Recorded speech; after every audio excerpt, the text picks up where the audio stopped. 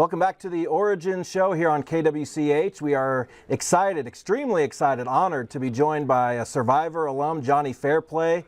He was in the season Pearl Islands. You finished third. Maybe that's not the headline of your first Survivor appearance, but we'll go with it for now. That was season 7 back in 2003. Survivor 50 coming up right here on KWCH beginning February 25th. Jonny, how's it going this afternoon? I'm surviving. Shouldn't have said that. They charge me a quarter every time. They put a chip in the back of our neck when we play, like kind of like your cat or dog when you adopt them from the Humane Society. So yeah, that's 25 cents I have to pay now. That makes a lot of sense. So obviously, you know, preparing to talk to you today, I go back and watch some clips of your first appearance on Survivor in particular, and I was just wondering, that was 22 and a half years ago. How much does Jonny Fairplay, winter 2026, identify with Jonny Fairplay summer 2003?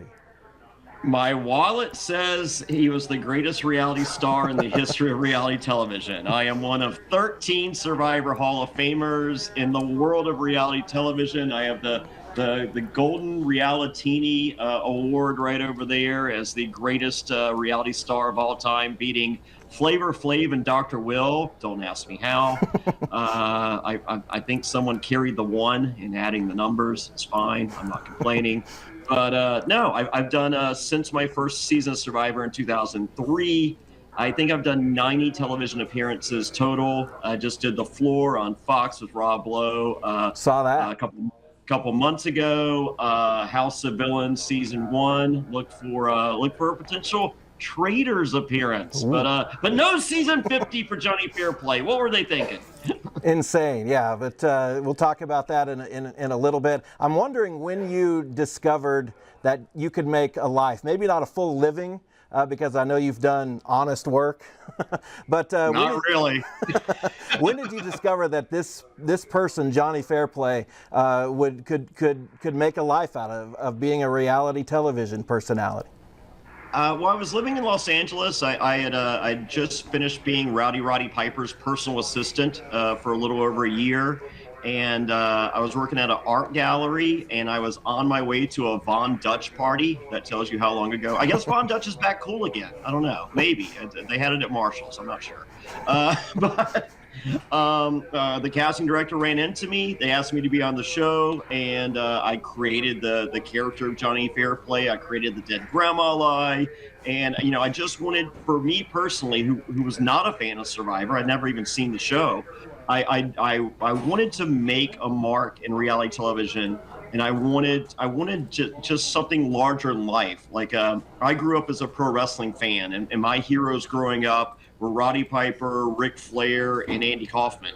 And I wanted to bring that into Survivor and into the world of reality television. And I think I did a pretty good job of that. Can you take us back to 2003? You just mentioned you didn't watch the show. It had become sort of a staple. It had 4 or 5 years old probably at that point. We knew that it had legs. But you were kind of the first guy to become a character. Why did you know to do that?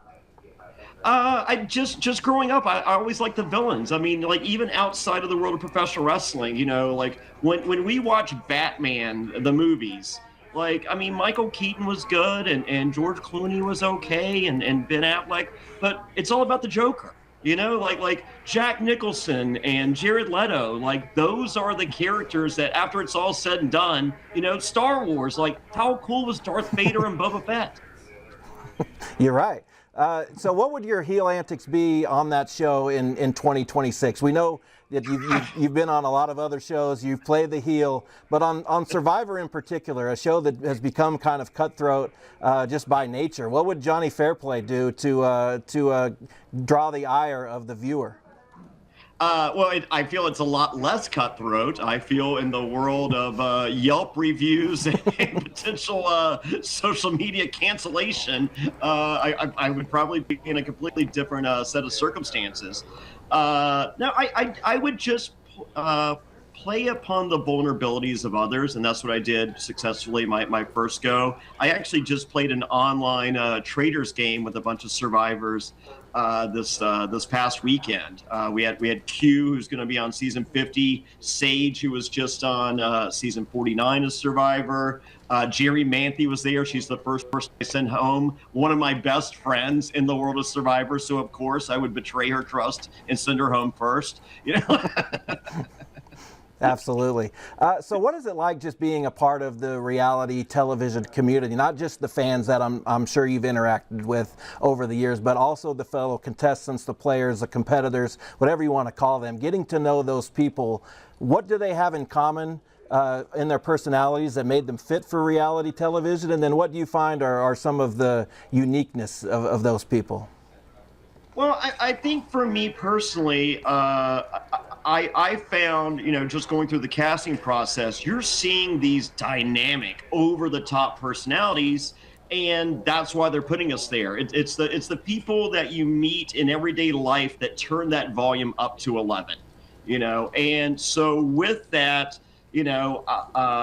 most of my, I'm friends with a lot of wrestlers. They're these grandiose, over-the-top personalities, and reality television. There's a lot of those, and so for me, it's checking the boxes of what I'm like, who I like to hang out with, who I want to date, and and all these things. So like they kind of, not only did they cast for reality television, they cast for my friends for the rest of my life.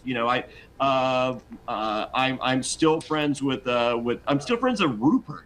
My arch enemy from Pearl Islands we're doing we just did a finale party together in Phoenix, Arizona for season 49. We're doing a premiere party in Phoenix, Arizona for season 50. Rome, the bad guy from season 47, he's one of my good friends. Gabe, he's kind of on the bubble of good and bad also from season 47. He does one of the number one podcasts on my podcast networks right now. Jerry Manthe, she was the bad girl.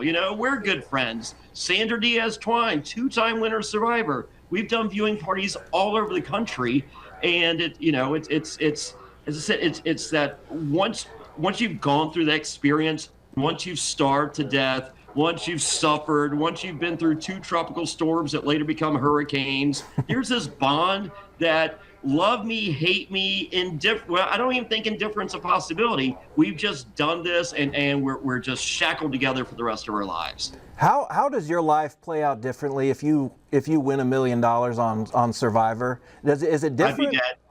Really? I'd be dead. Yeah, absolutely. Explain that. Yeah. No, I was living in Los Angeles. I was partying as big as they could party. I mean, I was going out. If I left the house and I was at a club, either at my table or table adjacent were Paris Hilton, Britney Spears, Leonardo DiCaprio every single night. Wow.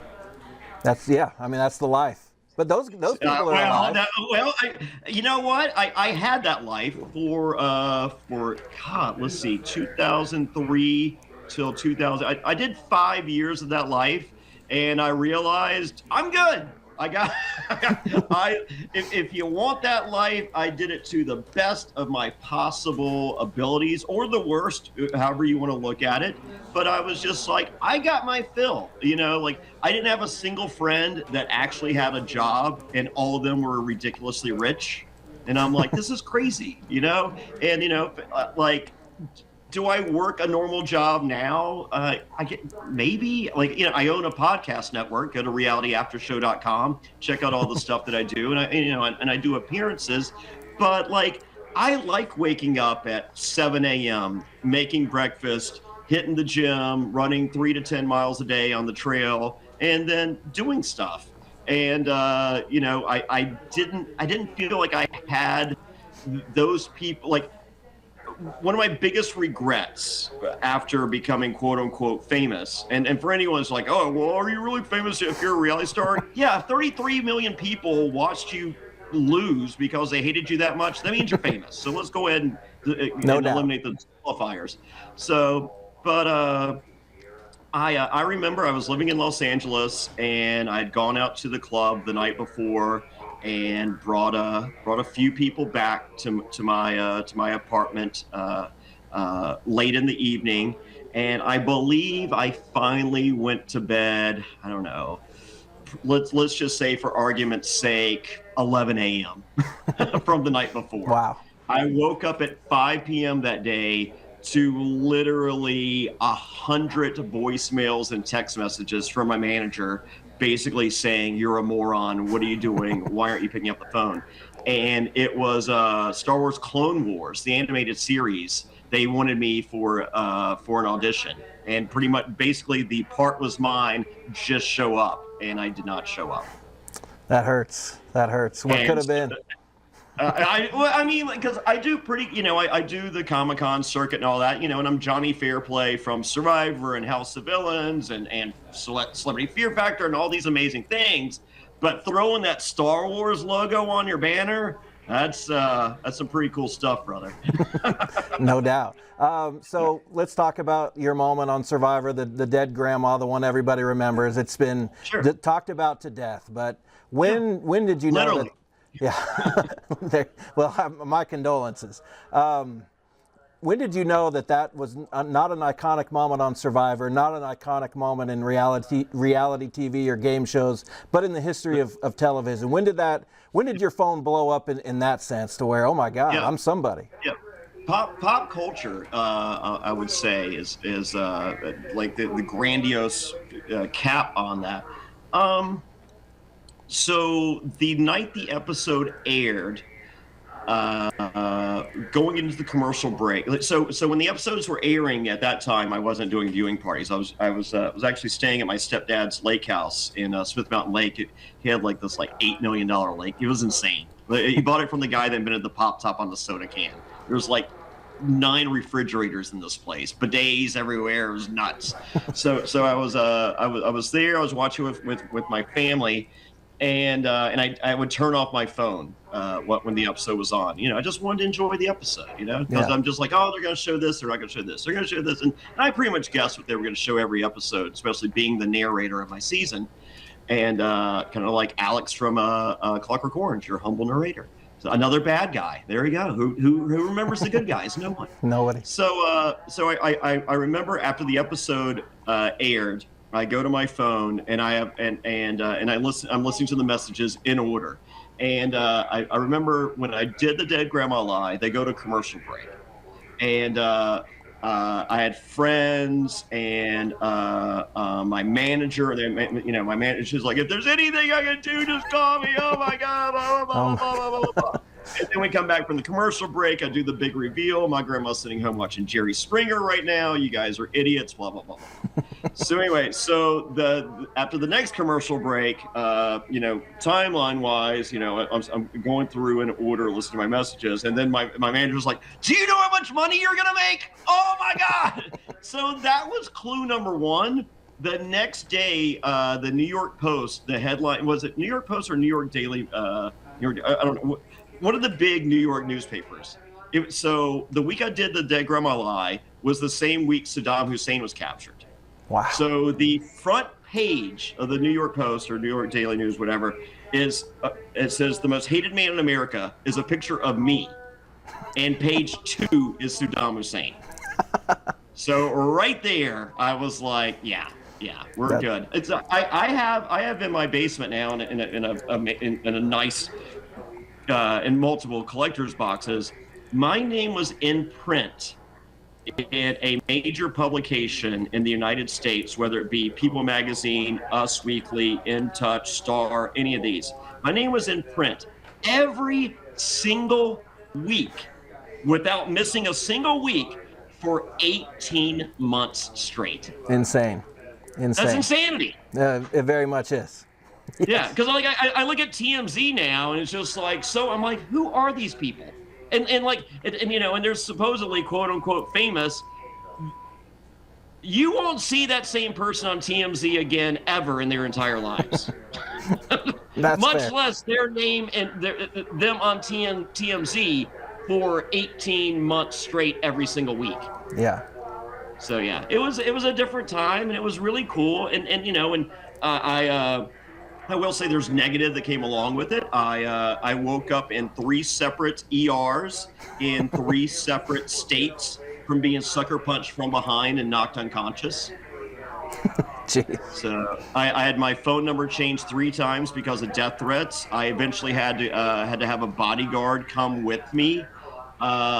CBS said multiple, not 1, not 2, not 3, not 4, multiple people sent feces to CBS. Attention, Jonny Fairplay. And my question is, all right, so do you FedEx it, or do you just USPS? That's got to be overnight, right? I mean, maybe you want it to mature. Fair enough. So you said you'd be dead if you won, and so I don't know if there are any regrets about the game itself, but in the immediate aftermath, do you think of it almost like an athlete who missed a shot at the end of Game 7 or something like that? It's like, I could have done this then, or I could have done that. No. You didn't? Never. No, I'm a huge believer in fate, and everything works out. So after my first season of Survivor, TNA Wrestling contacted me. They offered me $300,000 for 2 years, and it was, a wrestling contract. WWE contacted me. They wanted to do a 4-month deal. I think it was $80,000, and it's gonna be me versus the Divas at WrestleMania. Why? I mean, come on. And that was one of the, and then the second idea was I was going to be revealed to be Trish's sleazy boyfriend in the Jericho Christian deal. Wow, that's a long time ago. But part of it, they wanted me to sign over my name. And I was just like, well, I'm not, we're keeping the name Jonny Fairplay. And B, at that time, $300,000 sounded higher than $80,000. Do I have regrets there? Yes, I think, but as I said, the name thing still, I don't know how we could have, if we could have worked that part out, then I have a huge regret. If we couldn't, then no, I never have. Because I'm legally Jonny Fairplay now. So, there's no, I did Celebrity Family Feud. Yeah. And it was the Tool Time guy was the host. And back then, they would only do your first name, and they would not do a nickname. That was the Family Feud rules. And I was like, the only way I do this is if my name tag says Fairplay, or else I'm not. Wow. And so they agreed. And so the Tool, we're about to go out to film the episode. The Tool Time guy goes, Fairplay goes, what's your real name? I'm like, well, I'm Jonny Fairplay. He's like, what were you born? I was like, well, I was born John Dalton. And he was just like, oh, that's a better name than Jonny Fairplay. I'm just like, F you, Tool Time. Yes, me too. That's what I would have said. No one knows Tool Time's name. Exactly. I won't tell you that it's Richard Karn, but no big deal. So what do you, as a former contestant and really an expert in the genre, pick up on when you're watching Survivor in particular and reality TV in general that maybe a normal viewer like us would not see? Well, I literally spend a minimum of an hour a week per show, sometimes up to 2.5 hours doing scene-by-scene breakdowns of all these shows at realityaftershow.com. I noticed everything. When I was out there, I even my first time playing, I looked through the lens of a producer and not as a contestant. So I'm just like, they're going to use it. And I would tell them, I'm just like, hey, and they're like, how do you know? And I'm like, and I would get phone calls after the they're just like, dude, you literally knew what they were going to show every single day. And I was like, yes, they're making a TV show, because you would have there would be these little trivial conversations that resulted in nothing. And they're like, I'm going to be so embarrassed when they show this. And I'm like, they're not going to show you. Not only are they not showing this conversation, they're not showing you. So let's talk Survivor 50. Were you contacted for that? I know it's a lot of people from more recent seasons coming up February 25th, like I said here on 12 News. What do you expect from that season? We have the returning champion on that show. Is that right? Yeah. How crazy! I am friends with Savannah, so I'm rooting for Savannah. So no, they were. So there was a first round of phone calls that went out, and the cast was very different than what ended up on 50. And then a second round of phone calls went out, and it's the one that we ended up with. But I mean, listen, it's their show. It's not mine. Who am I to say? Oh, wait, 1 in 13 Survivor Hall of Famer. But and someone that literally talks about it week after week. Listen, they know what they're doing. For everyone complaining that, we got the Billie Eilish boomerang and the country, Zach Brown, allegedly. I don't know. Zach, is it Zach Brown? Does that sound right? I know Mike White is on it. I didn't see Zach Brown. I must have missed that. Yeah, no. So Jimmy Fallon is involved. Mr. Beast shows up, and Zach Brown he's the chicken fried guy, right? Yeah. Okay, yeah. He shows up on the island with the big fish. Okay. I mean, that's kind of then Mike White allegedly was texting Jeff relentlessly, "Hey, go make Emoji Movie 2, dude, and put Jonny Fairplay on season 50, or make White Lotus seasons, 12 through 98. I don't care." But I think this is the beginning of a lot of returning player seasons, and that's so. Does season 50 need Jonny Fairplay? I don't think so. I think season 50 sells itself. Do I have a problem with the celebrity crossover? No, everyone's doing that now. So, I see, some people openly complaining, some players, but the world has changed. That's what people do in 2026. So that part I don't have a problem with. I do feel like as early as season 52 could be Heroes Villains 2. I think we're going to get Second Chance 2. I think we're going to get Blood versus Water 3. I think everyone's going to get that bite of nostalgia that they've been quenching, or that sip of nostalgia they've been quenching, and I think that CBS and Survivor are going to satiate that palate. And why? If season 50 doesn't need Jonny Fairplay, maybe season 52 does. Maybe season 54 does. Maybe season 56 does. So it's fine. I'm there's no complaints. You talk about, do I regret winning not winning the $1 million? I've made $1 million. I've done 9 television shows. You meet my smoke show fiance. I have won life. Wendell, he won Survivor Go Silent. He came to my house. I live in Danville, Virginia. He was like, "Holy smoly, you won Survivor." That's what I'm thinking. You pretty much did. I wouldn't disagree with that. So before I let you go, I had to decide which thing you have been involved in that I want. Your terminology was accurate. Thanks. I had to decide which thing you've been involved in that I would fanboy about.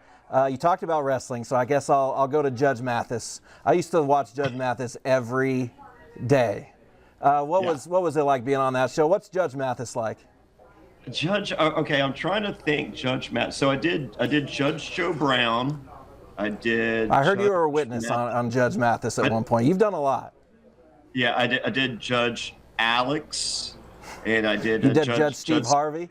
Judge Steve, he hated my guts. Oh my God, did he hate my guts so much? What was the other one? Judge. So Judge Alex, or no, which one? Judge Mathis. That was a while ago. I didn't see the episode, so maybe it doesn't really exist. But you were listed as a witness to somebody, not for some reason not on trial in that one. Yes, shockingly, Judge Mathis. I don't even know what Judge Mathis looks like. He's got glasses. So, as I said, glasses. Yeah, no. As I said, I remember Judge Joe Brown. I remember Judge Alex. I remember Judge Steve Harvey. I do not remember Judge Mathis. All right, fair enough. Well, I guess since we didn't get to talk Judge Mathis, who wins the Royal Rumble? I'll ask you that question. Ooh, well, I think we get the. Wow. That's tough. It is tough. Well, you know what? I'm going to cheat. Bianca Belair. I think so too. Definitely. So I'm going to save my male pick because I'm going to be wrong and I want to look good. Fair enough. Well, Jonny, I really appreciate your time. Extremely gracious and generous. Good luck with the watch parties, the podcast, everything you do with Survivor and reality TV. I know we'll have our eyes on it back here. And once again, really appreciate your time. Thank you so much. And if you want to see me live for the Survivor viewing parties, go to survivortix.com. That's survivortix.com. And then to listen to my coverage of everything, we're talking Survivor 50, we're talking Traitors Season 4, we're talking Mr. Beast, all those things. Go to realityaftershow.com. Links to everything. But come see me live, survivortix.com. I'm a lot of fun. I have a lot of friends, allegedly. Have to. Thanks, man. I really appreciate it. Thank you.